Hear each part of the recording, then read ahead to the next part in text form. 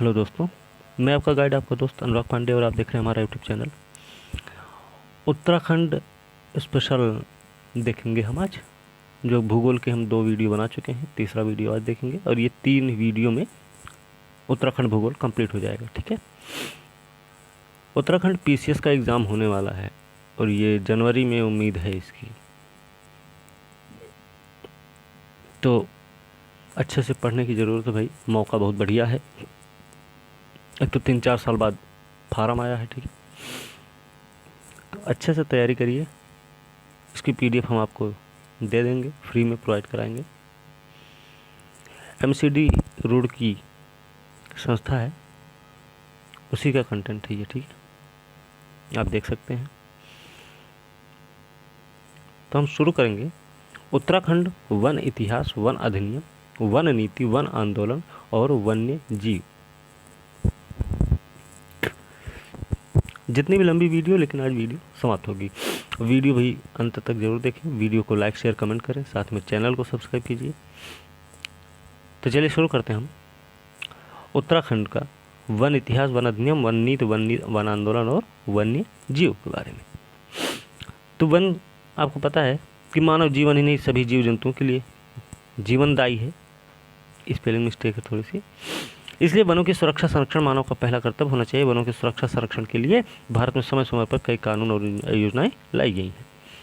याद रखना कि उत्तराखंड का 65% भौगोलिक क्षेत्र वनों से आच्छादित है। उत्तराखंड का 65% क्षेत्र वनों से आच्छादित है। ठीक है।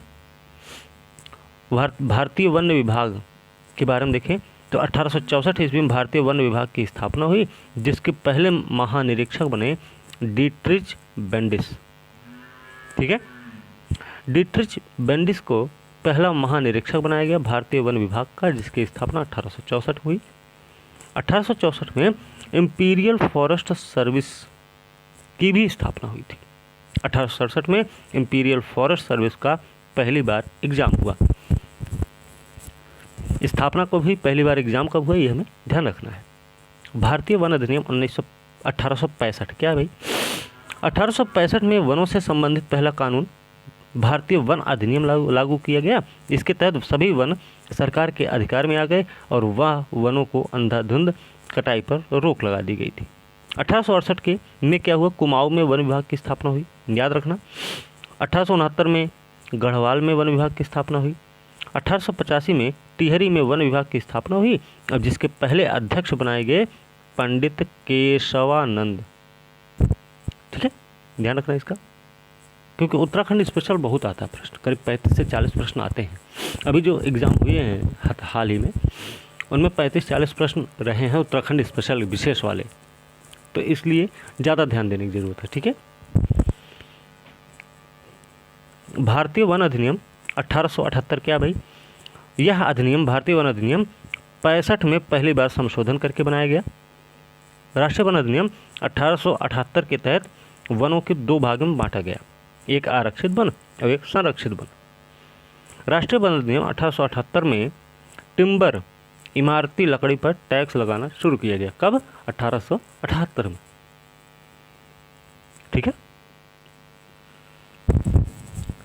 आगे देखते हैं। FRI क्या है भाई? Forest research institute. 1878 में भारत के पहले फॉरेस्ट स्कूल की स्थापना हुई। कहाँ पे?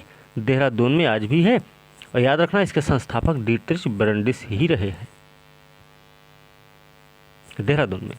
1884 में फॉरेस्ट स्कूल ऑफ देहरादून का नाम बदल दिया गया। 78 में बना फॉरेस्ट स्कूल ऑफ देहरादून, उसका नाम चेंज हुआ और नाम रखा गया imperial forest school of Dehradun.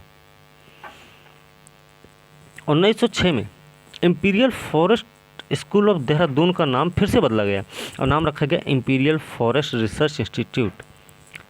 One अधिनियम 1927 लाया गया, जिसमें क्या हुआ कि 1878 का संशोधन हुआ। 1927 के तहत वनों से प्राप्त प्रत्येक उपज पर टैक्स लगाया गया, लगाने की शुरुआत हुई हर एक चीज़ पे। 1927 में वनों को 3 भागों में, 78 में 2 भागों में बांटा गया, 1927 में 3 भागों में बांटा गया। तो आरक्षित वन है, संरक्षित वन है, ग्रामीण वन है। ठीक है, भारतीय वन संशोधन अधिनियम 2017 देख लेते हैं। 17 के द्वारा भारतीय वन अधिनियम 1927 में संशोधन हुआ, याद रखना भाई, ये पूछा जाता है प्रश्न। 2017-18 दिसंबर में तत्कालीन पर्यावरण वन जलवायु परिवर्तन मंत्री हर्षवर्धन ने लोकसभा में भारतीय वन संशोधन अधिनियम 2017 पेश किया। किसके द्वारा पेश हुआ ये भी याद रखना। 26 दिसंबर को यह बिल राज्यसभा में पारित हुआ। भारतीय वन संशोधन अधिनियम 2017 के तहत बांस को वृक्ष की श्रेणी से हटा दिया गया है, इसे घास की श्रेणी में लाया गया और बांस पे लगने वाले टैक्स को भी क्या किया गया, समाप्त कर दिए गए। कब किया गया भाई, 2017 में। क्यों? क्योंकि बांस को पेड़ से हटा के घास में कर दिया गया। राष्ट्रीय वन नीति क्या भाई, भारत की पहली वन नीति लागू हुई 1894 में। ध्यान रखना, उद्देश्य था कि वनों से अधिक राजस्व प्राप्त करना। राष्ट्रीय वन नीति 1952 क्या है, भारत सरकार द्वारा बनाई गई पहली वन नीति थी। कौन सी? राष्ट्रीय वन नीति 1952। उद्देश्य क्या था इसका, तो उद्देश्य के बारे में अगर हम देखेंगे तो वनों से अधिक उपज प्राप्त करना, वनों में पशुओं के चरने पर नियंत्रण रखना, देश के कुल भूभाग के 33% हिस्से पर वन होने चाहिए, ऐसी घोषणा हुई, ऐसी उम्मीद की गई। मानव निर्मित वन क्षेत्र को बढ़ावा देना शामिल था। नेशनल फॉरेस्ट पॉलिसी 1952 में वनों को 4 भागों में बांटा गया, मतलब 1878 में बांटा गया 2 भाग, 27 में 3 भाग 1927 में, और 1952 में 4 भागों में बांटा गया। तो 4 भाग कौन से हैं भाई? संरक्षित वन, राष्ट्रीय वन, ग्रामीण वन, ट्री एरिया वन। ठीक है। अब राष्ट्रीय वन नीति 1988 देखेंगे तो ये क्या भाई, यह वन नीति राष्ट्रीय वन नीति 52 को संशोधित करके बनाई गई। उद्देश्य क्या था कि वनों की सुरक्षा, संरक्षण, वन क्षेत्रों का विकास करना था। 98 यह भारत सरकार की राष्ट्रीय वन नीति 98 ले आएगी, तो ये 1988 को संशोधन करके लागू की गई। इसमें कुछ प्रमुख बिंदु रहे, जैसे जैव विविधता, वन्य जीव जंतुओं के संरक्षण की रणनीति कार्य योजना तैयार हुई, रिक्त बंजर स्थानों में वन रोपण करके वन क्षेत्र को बढ़ावा दिया गया, वन अनुसंधान प्रौद्योगिकी प्रशिक्षण को विस्तृत करने पर बल दिया गया। फिर उत्तराखंड राज्य वन नीति लाई गई 2001 में। उत्तराखंड राज्य वन नीति उद्देश्य क्या था कि प्रदेश में व्याप्त जैव विविधता, वन्य जीव जंतुओं के संरक्षण संवर्धन की रणनीति व कार्य योजना तैयार करना, प्रदेश के वन क्षेत्र वन उत्पादन में वृद्धि करना, ग्रामीण लोगों के लिए लकड़ी चारा जरूरतमंद उत्पादों को बढ़ावा देना, पर्यावरण स्थिरता और पारिस्थितिकीय संतुलन का सुनिश्चित करना। आगे देखें, उत्तराखंड और भारत के वनों से संबंधित प्रमुख स्थापना। तो दून में वन संग्रहालय की स्थापना हुई 1914 में। उत्तराखंड में वन पंचायतों का गठन हुआ भैया 1931 में। और देहरादून में केंद्रीय वानिकी परिषद की स्थापना हुई 1948 में। तो उत्तराखंड से संबंधित भैया याद रखना है। वन महोत्सव की स्थापना 1950 में हुई। संस्थापक थे के.एम. मुंशी, तत्कालीन कृषि मंत्री थे हमारे के.एम. मुंशी। इनके द्वारा 1950 में वन महोत्सव का स्थापना की गई। वन महोत्सव प्रत्येक साल जुलाई के पहले सप्ताह में मनाया जाता है। याद रखना, पहले सप्ताह में मनाया जाता है। भारतीय वन प्राणी board, Indian board for wild life की स्थापना 1952 में की गई। ठीक है। वन जीव संरक्षण अधिनियम 1972 क्या है? वन जीव को प्रदेश की सूची से केंद्र की सूची में स्थानांतरित किया गया। वन जीव को प्रदेश से हटा के केंद्र में लगाया गया और संकटग्रस्त जीवों, विलुप्त होने वाले जीवों का संरक्षण करना इसमें शामिल किया गया। प्रोजेक्ट टाइगर चलाया गया कब? स्थापना हुई 1 अप्रैल 1973 को। बाघों को विलुप्त होते हैं बचाना था इसका उद्देश्य। प्रारंभ में भारत में 9 टाइगर रिजर्व थे, बाघ अभयारण्य, जो कि अब हो गए हैं 50 नहीं हो गए हैं। ठीक है, अब हो गए हैं 53। ठीक है, रामगढ़ विषधारी 52वां है। ठीक है, ठीक ना। तो ये सारी चीज़ें हमें याद रखनी है। और अंतिम कौन सा है ये आपको बताना, 53वां। वन संरक्षण अधिनियम 1980 लाया गया, 25 अक्टूबर 1980 को लागू हुआ भाई, याद रखना है। उद्देश्य था फॉरेस्ट एरिया में कोई भी नॉन फॉरेस्ट एक्टिविटी बिना केंद्र की अनुमति से नहीं हो सकती है। भारतीय वन्य सर्वेक्षण क्या है? FSI पर्यावरण वन मंत्रालय के अधीन एक संस्था है। स्थापना 1981 में हुई है। उद्देश्य क्या है? देश में वन सर्वेक्षण करना, वन संसाधनों का आकलन करना। भारतीय वन सर्वेक्षण द्विवार्षिक वन स्थिति रिपोर्ट तैयार करना। एफएसआई ने अपनी पहली रिपोर्ट कब तैयार की थी? 1987 में, मतलब 81 में स्थापित हुई, 87 में इसने पहली रिपोर्ट निकाली अपनी। पर्यावरण सुरक्षा अधिनियम 1986 में लाया गया। स्थापना 19 नवंबर 1986 को हुई है। पर्यावरण प्रदूषण रोकथाम करना था। Wild life institute of India, भारतीय वन्य जीव संस्थान की स्थापना 1982 में हुई है, देहरादून में हुई है। भारतीय पशु कल्याण बोर्ड की स्थापना 1962 में हुई। केंद्रीय वन आयोग की स्थापना 1965 में। भारतीय वन सेवा आयोग का गठन हुआ 1966 में। प्रमुख वन आंदोलन देखें उत्तराखंड के, तो भाई तिलाडी रमाई वन आंदोलन है। चिपको आंदोलन 1977 का वन आंदोलन। डूंगी पैंतोली आंदोलन, पाड़ी राखो आंदोलन, रक्षा सूत्र आंदोलन, झपटों छीनो आंदोलन, मैती आंदोलन। तो हम देखेंगे, अब एक एक करके देख लेंगे। जैसे है तिलाडी रवाई आंदोलन, वन आंदोलन। क्या है ये? 1987-88 में क्या हुआ? टिहरी राज्य में, याद रखना, नई वन नीति लागू की, जिसमें वनों के लिए तरह तरह के कानून बनाए गए, जंगलों का सीमाकरण किया गया और इस सीमा के अंदर जानवरों और मनुष्यों का घुसना प्रतिबंधित किया गया।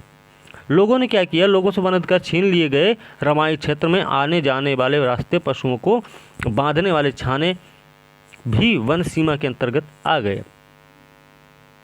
अब जनता ने इस वन नीति का विरोध करना शुरू किया और राजा से इस संबंध में बात की, हमारे पशु कहाँ जाएंगे? जो राजा ने जवाब दिया, ढंगार में फेंक दे। ठीक है,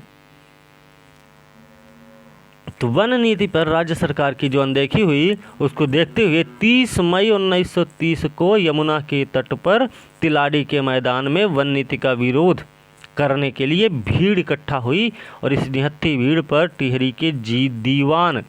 टिहरी का दीवान था चक्रधार जुयाल था। इसने गोली चलाने का आदेश दे दिया।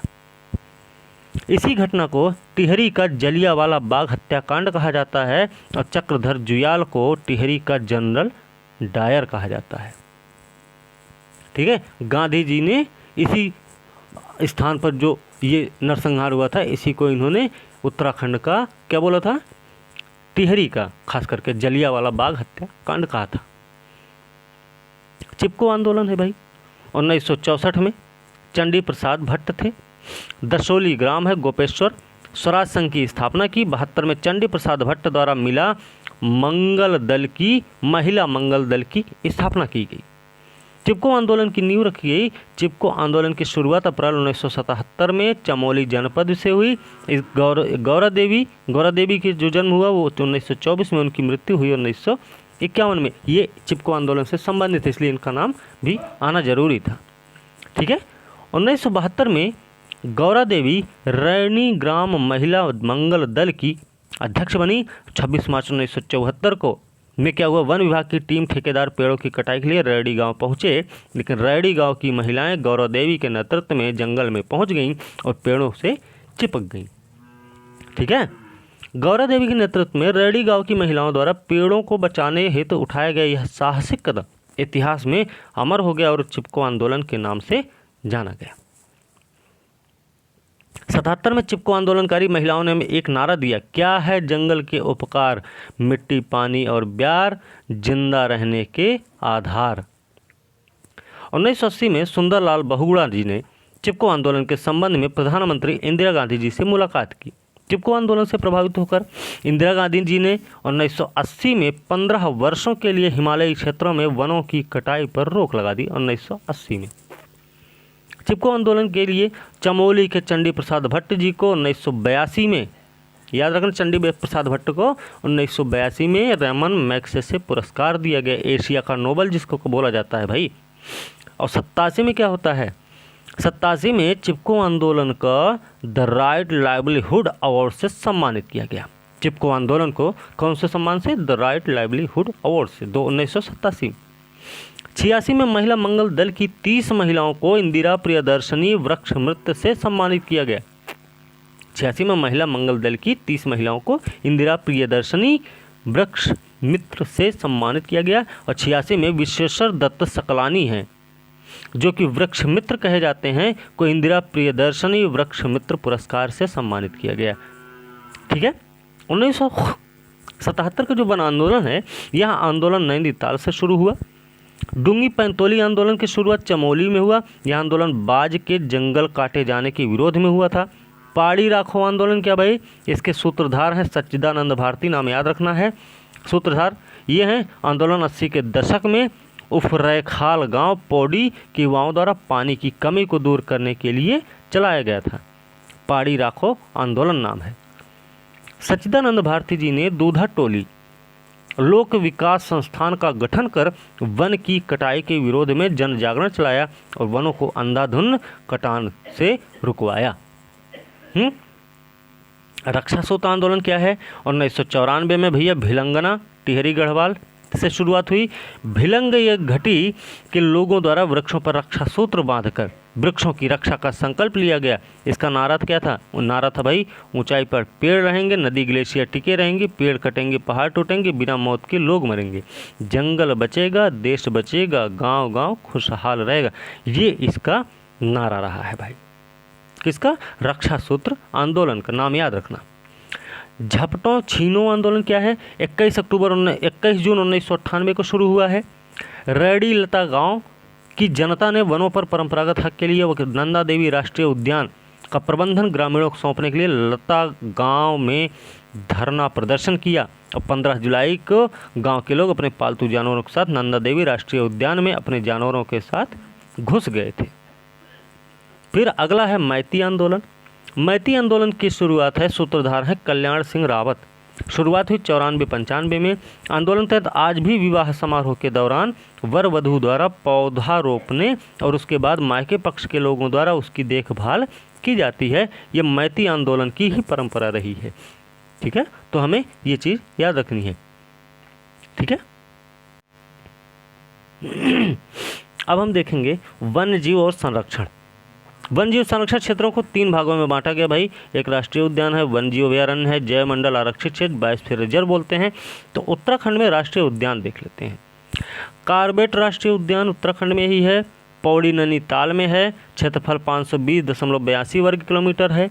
1936 में स्थापित हुआ। हेली राष्ट्रीय उद्यान के नाम से स्वतंत्रता के बाद इसका नाम रखा गया रामगंगा नेशनल पार्क।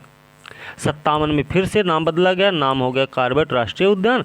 अब इस समय फिर से इसका नाम रामगंगा नेशनल पार्क हो गया है। ठीक है। यह उद्यान भारत का ही नहीं बल्कि एशिया का पहला राष्ट्रीय उद्यान है, याद रखना। इस बार का प्रवेश द्वार नैनीताल जनपद की ढिकाला में है। इसका 1 अप्रैल 1973 को भारत में प्रोजेक्ट टाइगर की शुरुआत इसी पार्क से हुई है, याद रखना। कार्बेट नेशनल पार्क भारत का पहला टाइगर रिजर्व, प्रोजेक्ट टाइगर बाघ संरक्षित पार्क घोषित किया गया। और प्रमुख जीव यहाँ पे कौन कौन से जीव पाए जाते हैं, तो इसमें बाघ, हाथी, तेंदुआ, हिरन, सांभर और मगरमच्छ पाए जाते हैं। गोविंद राष्ट्रीय उद्यान है, इसकी स्थापना 80 में हुई है, उत्तरकाशी में है। क्षेत्रफल 472 वर्ग किलोमीटर। प्रमुख जीव हैं भूरा भालू, हिम तेंदुआ, काला भालू, कस्तूरी मृग और मोनाल। नंदा देवी राष्ट्रीय उद्यान कहाँ है, तो ये भाई इसकी स्थापना 1982 में हुई है, चमोली जिले में है। क्षेत्रफल 624 वर्ग किलोमीटर। मुख्यालय इसका जोशीमठ में है। प्रमुख जीव देखें तो हिमालयन भालू, मोनाल, कस्तूरी मृग है। ठीक है। नंदा देवी राष्ट्रीय उद्यान को 1988 में 22 यूनेस्को द्वारा विश्व धरोहर स्थल की सूची में शामिल किया गया, ये याद रखना है। फूलों की घाटी राष्ट्रीय उद्यान कहाँ है भाई, इसकी स्थापना कब हुई, तो 1982 में हुई है, चमोली में स्थित है। 87.5 वर्ग किलोमीटर क्षेत्र में है, मुख्यालय जोशीमठ है। फूलों की घाटी राष्ट्रीय उद्यान राज्य का सबसे छोटा राष्ट्रीय उद्यान है। उत्तराखंड का सबसे छोटा राष्ट्रीय उद्यान है। फूलों की घाटी राष्ट्रीय उद्यान को 2005 में यूनेस्को द्वारा विश्व धरोहर स्थल की सूची में शामिल किया गया, 2005 में। ठीक है, ध्यान रखना, इसको भी यूनेस्को वाला उसमें शामिल किया गया।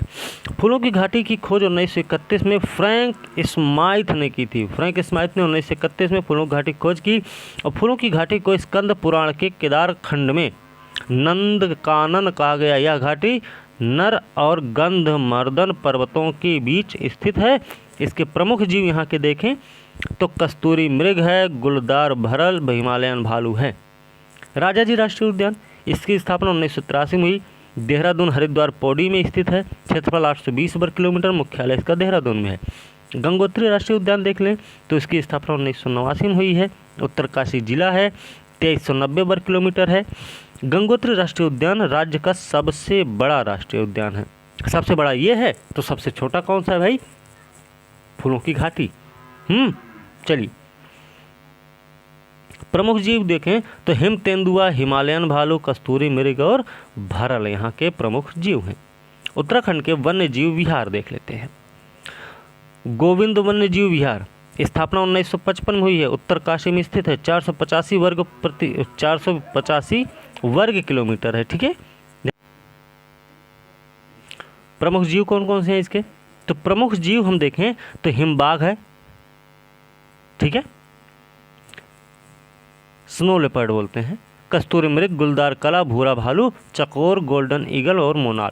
केदारनाथ वन्य जीव विहार देखें, इसकी स्थापना 1972 में हुई, चमोली रुद्रप्रयाग में है स्थित, क्षेत्रफल 957 वर्ग किलोमीटर। प्रमुख वन्य जीव कौन से हैं? स्नो लेपर्ड है, हिमालयन भालू, कस्तूरी मृग और जंगली सुअर पाए जाते हैं। उत्तराखंड का सबसे बड़ा वन्य जीव विहार, तो उत्तराखंड का सबसे बड़ा वन्य जीव विहार कौन सा है? केदारनाथ वन्य जीव विहार। अस्कॉट वन्य जीव विहार, इसकी स्थापना 86 में हुई है, पिथौरागढ़ जिला में स्थित है, क्षेत्रफल 600 वर्ग किलोमीटर है और यहाँ पे जीव जो पाए जाते हैं स्नो लेपर्ड, रीछ, कस्तूरी मृग, पहाड़ी तीतर और मोनाल पाए जाते हैं।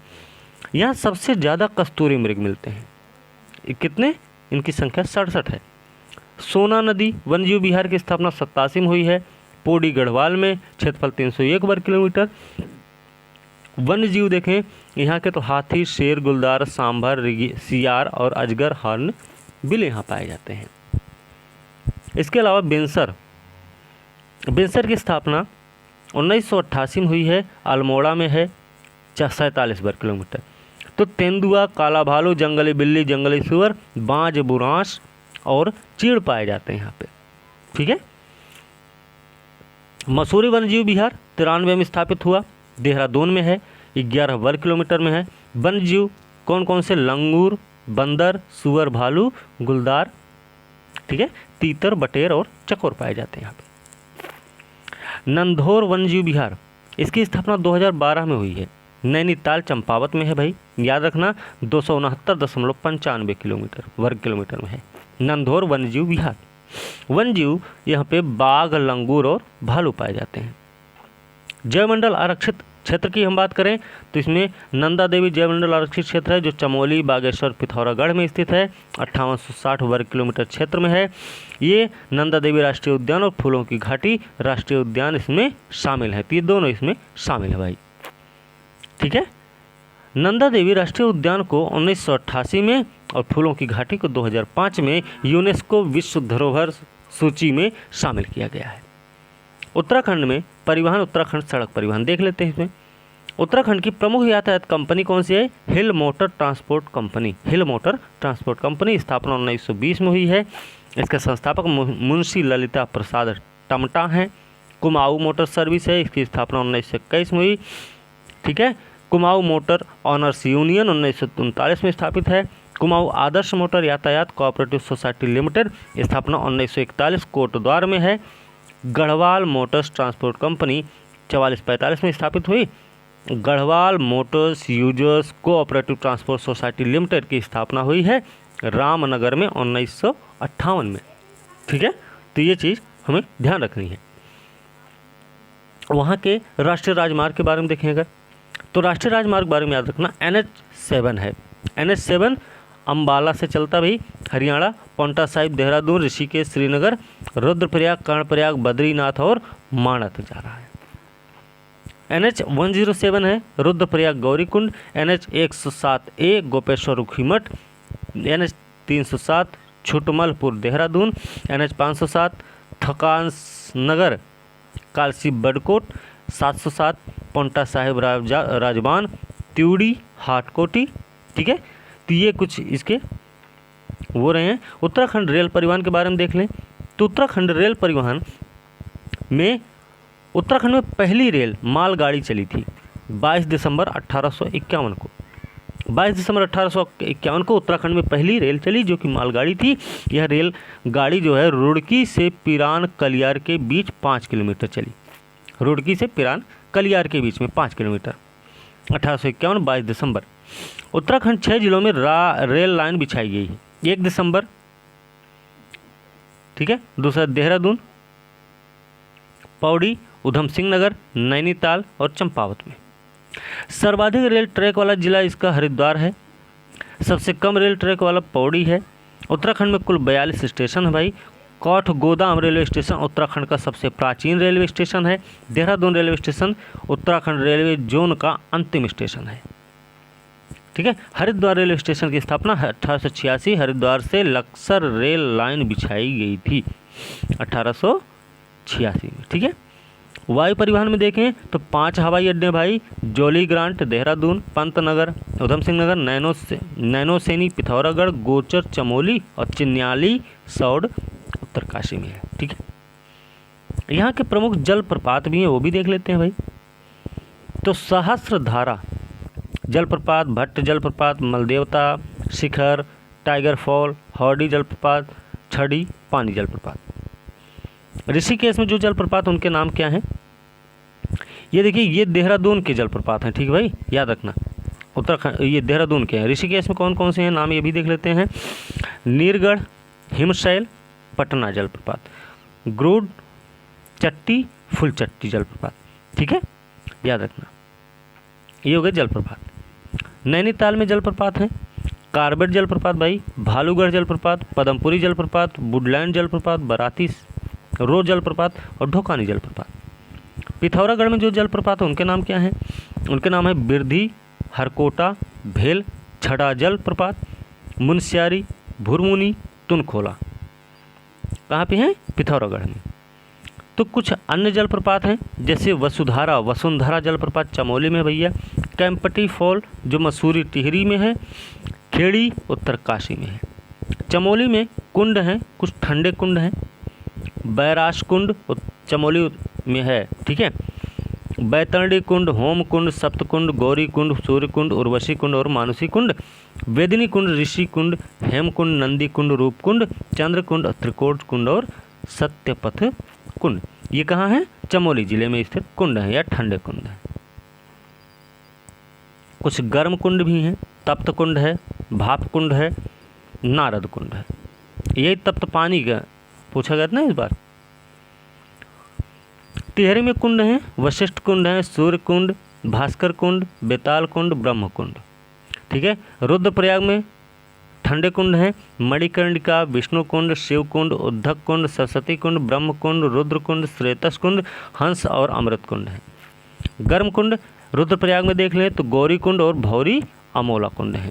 2 गर्म कुंड हैं और देहरादून में।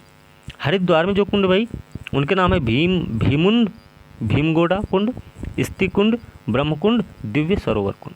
उत्तरकाशी में सप्तऋषि कुंड, ब्रह्म कुंड, सूर्य कुंड, विष्णु कुंड, सहस्त्रबाहु कुंड। गर्म कुंड है उत्तरकाशी में गोरी और भौरी अमोला। पिथौरागढ़ में थमरी कुंड है, महेश्वरी कुंड है, पार्वती कुंड, मैसूर, सूर्य कुंड और नंदा कुंड है। बागेश्वर में देवी कुंड, सूरज, सुकुंड, छीट, गंगा कुंड। देहरादून में फिर गौरी कुंड, ये हम पहले भी देख चुके हैं। पौड़ी में तारा कुंड स्थित है, ठीक है। टिहरी बांध, डोबरा, चांटी पुल, इसके बारे में देख लें। टिहरी बांध, डोबरा, चांटी पुल क्या है ये? टिहरी जनपद में टिहरी डैम एशिया का सबसे ऊंचा बांध है। एशिया का सबसे ऊंचा बांध कौन सा है? टिहरी बांध है। टिहरी बांध एक एम्बैंकमेंट डैम है, ठीक है, या काफर बांध है। टिहरी डैम का नाम जो है स्वामी रामतीर्थ सागर बांध है, जबकि इसे सुमन सागर के नाम से भी जाना जाता है। स्वामी रामतीर्थ सागर बांध, जिसको हम सुमन सागर के नाम से भी जानते हैं, टिहरी डैम को कहते हैं। इतिहास देखें, 1949 में उत्तर प्रदेश सरकार ने टिहरी में भागीरथी भिलंगना के संगम पर भैया बांध बनाने की योजना बनाई। 1961 में क्या हुआ कि टिहरी बांध परियोजना का प्राथमिक जांच कार्य पूरा हुआ। 72 में केंद्र सरकार ने टिहरी में 600 मेगावाट बांध परियोजना को स्वीकृति प्रदान की। 78 में सिंचाई विभाग उत्तर प्रदेश सरकार द्वारा टिहरी बांध निर्माण कार्य प्रारंभ हुआ। 86 में रूस के राष्ट्रपति थे मिखाइल गोर्बाचेव भारत आए और टिहरी बांध परियोजना के लिए आर्थिक सहायता प्रदान की। तो इसका मतलब रूस के सहयोग से निर्मित है। 88 में केंद्र सरकार राज्य सरकार ने THDC क्या है, टिहरी हाइड्रो डेवलपमेंट कॉरपोरेशन का गठन किया और बांध निर्माण कार्य THDC को सौंप दिया गया। 90 में क्या हुआ, टिहरी बांध परियोजना के डिजाइन में परिवर्तन कर दिया गया। इसको 600 मेगावाट से बढ़ाकर क्षमता को 2400 मेगावाट कर दिया गया। अक्टूबर 2005 में टिहरी बांध की अंतिम सुरंग को बंद कर दिया गया। 30 जुलाई 2006 को टिहरी बांध परियोजना में बिजली उत्पादन शुरू हुआ। ठीक है, टिहरी बांध परियोजना को तीन फेस में बांटा गया है। टिहरी बांध जल विद्युत परियोजना 1000 मेगावाट की यह परियोजना 30 जुलाई 2006 को राष्ट्र को समर्पित हुई। Tehri pump storage plant 1000 megawatt की यह परियोजना अभी निर्माणाधीन है भैया। कोटेश्वर बांध परियोजना 4000 मेगावाट की है। यह परियोजना 2012 में बनकर पूरी हो गई थी। टिहरी बांध आंदोलन भी चलाया गया। टिहरी बांध निर्माण के विरोध में पहली बार कामलेंदुमती शाह ने आवाज उठाई। पहली बार 78 में विद्यासागर नौटियाल की अध्यक्षता में बांध विरोधी समिति का गठन हुआ 1978 में। 1991 में सुंदरलाल बहुगुणा के नेतृत्व में टिहरी बांध के विरोध में 76 दिनों का धरना भी दिया गया। ठीक है, तो याद रखना डोबरी चांटी पुल क्या भाई, टिहरी बांध पर निर्मित यह भारत का सबसे लंबा single lane motorable suspension bridge है। भारत का सबसे लंबा single lane motorable suspension bridge है, टिहरी बांध पर निर्मित है। नाम है डोबरा चांटी पुल। निर्माण कार्य प्रारंभ हुआ 2006 में, पूरा हुआ 2020 में। उद्घाटन 8 नवंबर 2020 को मुख्यमंत्री त्रिवेंद्र सिंह रावत के द्वारा किया गया। पुल की विशेषता क्या भाई, पुल की विशेषता है कि यह 725 मीटर लंबा है, 440 मीटर है ना। सस्पेंशन ब्रिज की लंबाई कितनी है, 440 मीटर। कुल पुल की लंबाई 725 मीटर है। चौड़ाई इसकी 7 मीटर है, चौड़ाई है ना, कुल चौड़ाई 7 मीटर। मोटर मार्ग की चौड़ाई है 5.5 मीटर। फुटपाथ है 0.75 मीटर दोनों तरफ। ठीक है, तो 5.5 1.5 7 होता है ना। इतिहास इसका देख लें तो डोबरा चांटी पुल का निर्माण कार्य 2006 में शुरू हुआ था। 10 में पुल का डिजाइन फेल हो गया और पुल निर्माण कार्य बंद करना पड़ा। 2016 में दक्षिण कोरिया की कंपनी कौन थी, योसीन ने पुल का डिजाइन तैयार किया। योसीन है दक्षिण कोरिया की कंपनी, याद रखना। 20 में यह पुल निर्माण कार्य पूरा हुआ। उत्तरकाशी की प्रमुख जल विद्युत परियोजनाएं भाई, मेरी हनोल परियोजना टोंस नदी पर है, मेरा। ठीक है, हनोल त्रिउड़ी परियोजना, तलुका सांकरी परियोजना, मनेरी भाली परियोजना भागीरथी पर है, सोनगाड़ा परियोजना यमुना नदी पर, नेटवाड़ा परियोजना टोंस नदी पर, करमौली परियोजना जाट गंगा, हनुमान गंगा परियोजना हनुमान गंगा पर है, पला मनेरी भागीरथी पर, 80 गंगा पर है, जखोल साकरी सुपिन नदी पर है, लेहरी नागपाला परियोजना भागीरथी नदी पर है। टिहरी की कुछ परियोजना है, टिहरी बांध परियोजना भागीरथी, झालकोट परियोजना धर्मगंगा, कोटली भेल परियोजना गंगा नदी, कोटेश्वर बांध भागीरथी, भिलंगना बांध भिलंगना नदी, लंगरासु परियोजना अलगाड नदी पर स्थित है। हरिद्वार की परियोजना देखें तो भाई मोहम्मदपुर जल विद्युत परियोजना कहाँ, गंगा नदी पर। पथरी जल विद्युत परियोजना भी यही है, भीमगोड़ा भी यहीं पर है। ठीक है, पौड़ी की कुछ प्रमुख परियोजना देख लें तो श्रीनगर जल विद्युत परियोजना कहाँ पे, अलकनंदा नदी पर है। कालागढ़ बांध परियोजना पश्चिमी गंगा पर है, पश्चिमी रामगंगा। चीला परियोजना गंगा नदी, दुजाऊ परियोजना पश्चिमी नयार, छुनाब परियोजना है पूर्वी नयार और त्यांसु परियोजना अलकनंदा नदी पर स्थित है। ठीक है, चलिए फिर चमोली की प्रमुख परियोजना देख लेते हैं। राजभक्ति जल विद्युत परियोजना नंदाकिनी नदी मंदाकिनी, विष्णुघाट पीपलकोटी अलकनंदा, छेवसारी पिंडर नदी, मेलखेत पिंडर नदी, मलेरी झेलम तमक परियोजना पश्चिमी धौली गंगा, औरगम परियोजना कल्प गंगा, गहना परियोजना विरही गंगा, बनाला परियोजना नंदाकिनी, बवला नंदप्रयाग जल विद्युत परियोजना अलकनंदा पर है, नंदप्रयाग लंगासु जल विद्युत परियोजना अलकनंदा पर है, ऋषि गंगा परियोजना ऋषि गंगा नदी पर स्थित है। ठीक है, देहरादून की परियोजना ग्लोगी जल विद्युत परियोजना मसूरी भट्टफॉल पर है। व्यासी जल विद्युत परियोजना यमुना पर है। किसाऊ बांध टोंस पर है। छिबरो बांध यहीं है। कुल्हाल परियोजना यमुना पर। इचारी बांध टोंस पर। ढालीपुरी यमुना पर है। ढकरानी हथियारी और खदरी ये भी यहीं पर है। ठीक है। रुद्रप्रयाग की परियोजना देखें, सिंगोली भटवाड़ी जल विद्युत परियोजना मंदाकिनी नदी पर। चुन्नी सेमी परियोजना भी इधर ही है। अब ऊधम सिंह नगर की परियोजना ननक सागर बांध, देहोवा नदी, तुमडिया बांध, फीखा नदी, खटीमा जल विद्युत परियोजना शारदा नदी पर है। बैगुल बांध परियोजना सुखली बैंगुल नदी, ढोरा बांध किच्छा नदी पर है। बौर बांध बौरी नदी, हरिपुरा बांध भाकरा नदी। चंपावत की परियोजना देखें, पंचेश्वर बांध काली नदी, टनकपुर परियोजना शारदा नदी पर है। ओके। पिथौरागढ़ की देखें तो करमोली लुमती तल्ली परियोजना गोरी गंगा, चंगुर चाल परियोजना पूर्वी धौली गंगा, रसिया बगड़ परियोजना गौरी गंगा, छिरकिला पूर्वी धौली गंगा, मती घाट दानीबाड़ नदी, टांगा परियोजना दानीगढ़ नदी, बेकांग बेलिंग परियोजना पूर्वी धौली गंगा, गरबा तवाघाट परियोजना काली नदी, धौली गंगा जल विद्युत परियोजना पूर्वी धौली गंगा पर है। अल्मोड़ा की परियोजना कौन सी है? कोठार बांध जो कि कोसी नदी पर स्थित है। ठीक है। तो इसके साथ क्या हुआ कि आज भी ज्योग्राफी जो उत्तराखंड का जो भूगोल है वो समाप्त हो गया। ठीक है। अगले वीडियो जो हम देखेंगे उत्तराखंड के इतिहास से बहुत सारे प्रश्न पूछे गए हैं। अभी जो हाल ही में प्रश्न पेपर हुए हैं ना, उनकी बात हम कर रहे हैं। उनमें बहुत सारे प्रश्न पूछे गए हैं इतिहास से। तो इतिहास का वीडियो अगला होगा भाई, इतिहास को भी देखेंगे, वो भी 3 ही 4 वीडियो में, उसको भी कंप्लीट करने की कोशिश करेंगे।